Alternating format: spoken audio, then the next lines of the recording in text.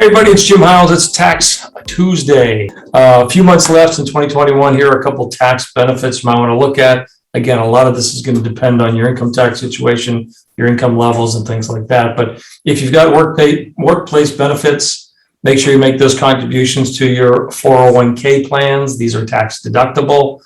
Please go ahead and make sure you try to max fund these things. If there is a matching, certainly take advantage of the matching your employer provides. I will say this though, if you are younger than the age of, say, 45, maybe 40, you might want to just put that in a Roth and pay some taxes on it now, because this may be the last year we have lower rates for a while.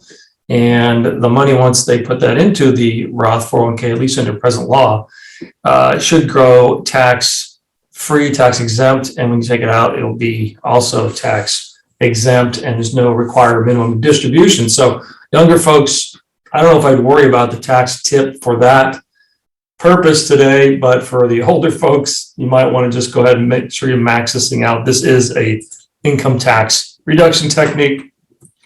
Let's look at those long-term capital gains. We're going to try to do everything we can in our portfolios to wait until we get that 12-month period over with. That way our capital gains will be taxed at long-term rates versus short-term rates. So if they're taxed at short-term rates, you're going to have ordinary income taxes on that. We're looking at 37% on that. If you're not in a rush to sell, then you might want to wait on these. Generally, what we try to do is we do year-end tax planning. We take the stocks that have losses and offset those that have gains. We buy additional stocks, similar stocks with that, to make sure we keep the portfolio in line. When you're looking at other tax tips that you can use, this is also subject to kind of where you are. Look at the AGI numbers on here. This is the tax credit that you can use for retirement savings contributions.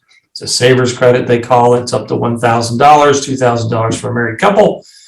But it really has to do with where you are in terms of how much you can get the tax credit for. So if your income is below 39 for married, filing jointly, 39.5, you see the chart down here, then you're going to be limited as to how much of this credit you're going to be able to get. But it certainly makes a lot of sense if you're in these brackets. And sometimes we find ourselves in these brackets as we grow through life. And sometimes in retirement, we can be in low income tax brackets.